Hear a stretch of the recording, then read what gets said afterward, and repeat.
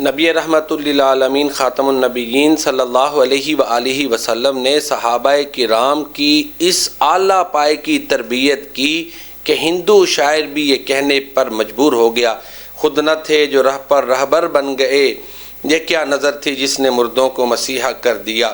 اور اقبال نے بھی حضرات صحابہ کرام رضوان اللہ علیہ مجمعین کی اعلیٰ صفات اور بلند خوبیوں کی وجہ سے یوں تعریف کی، کیا تو نے صحرا نشینوں کو یکتا، خبر میں نظر میں اذان سحر میں، طلب جس کی صدیوں سے تھی زندگی کو، وہ سوز اس نے پایا انہی کے جگر میں، کشادے درے دل سمجھتے ہیں اس کو، ہلاکت نہیں موت ان کی نظر میں۔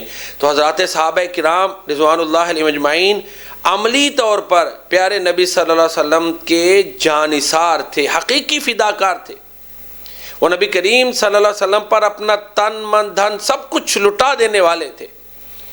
اور حضرات صحابہ کرام قرآنی ہستیاں ہیں، قرآنی شخصیات ہیں، ان کی تعریف قرآن کرتا ہے۔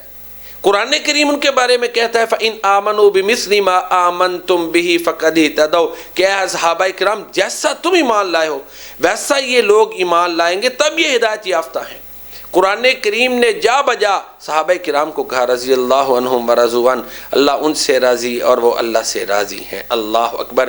تو یہ حضرات صحابہ کرام کی تعریفیں قرآن کرتا ہے۔ قرآن کہتا ہے یہ وہ لوگ ہیں جن کے دلوں کو اللہ نے تقوی کے لیے خالص کر دیا۔ اولئک الذین امتحن اللہ قلوبہم للتقوی لہم مغفرۃ واجر عظیم، ان کے لیے بخشش اور اجر عظیم ہے۔ جنگ احد میں ایک مشکل گھڑی کا انہیں سامنا کرنا پڑا، لیکن پھر وہ تھوڑی دیر کے لیے مشکل گھڑی آئی، پھر وہ سنبھل گئے۔ مشکل گھڑی اس لیے تھی، اللہ اکبر، ایک تو دشمن نے اچانک دونوں طرف سے حملہ کر دیا، پھر ساتھ ہی پیارے نبی صلی اللہ علیہ وسلم کی شہادت کی جھوٹی افواہ دشمنوں نے پھیلا دی۔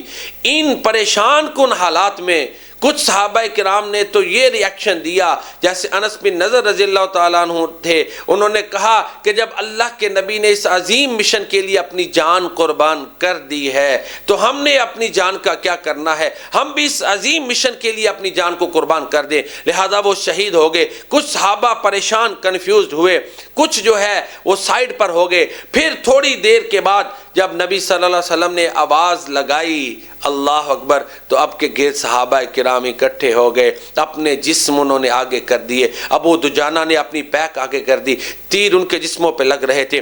اسی طرح ایک اور عظیم صحابی ہیں نبی کریم صلی اللہ علیہ وسلم کے، طلحہ بن عبید اللہ، انہوں نے اپنے ہاتھ پہ تلواریں کھائیں، تیر کھائے، حتیٰ کہ ان کا ہاتھ جو ہے وہ مفلوج ہو گیا، اللہ اکبر۔ تو ابن السکن وہ اللہ کے نبی کا دفاع کرتے ہوئے انہوں نے اپنی جان اللہ کے نبی کے قدموں میں دے دی۔ تو یہ صحابہ کرام تھے کہ جنگ احد کی مشکل ترین گھڑی میں بھی وہ فداکار رہے، فداکار بن کے رہے۔ اور پھر اللہ اکبر، اللہ کے نبی سب سے زیادہ بہادر تھے۔ جب آپ نے آواز لگائی نا میں ادھر ہوں، پہلے مشرکین لب کے 9 صحابہ کرام دفاع کر رہے تھے، 7 شہید ہو گئے، پھر سعد بن ابی وقاص وہ بھی وہیں پر تھے، اللہ اکبر۔ یہ وہ صحابی ہیں کہ جب وہ تیر مارتے تھے اللہ کے نبی کے دفاع کے لیے تو اللہ کے نبی کہتے تھے اے سعد تو ان کو تیر مار، تیرے اوپر میرے ماں باپ قربان ہوں۔ تو صحابہ کرام رضوان اللہ علیہ مجمعین نبی کریم صلی اللہ علیہ وسلم پر اپنا تن من دھن سب کچھ قربان کرتے تھے۔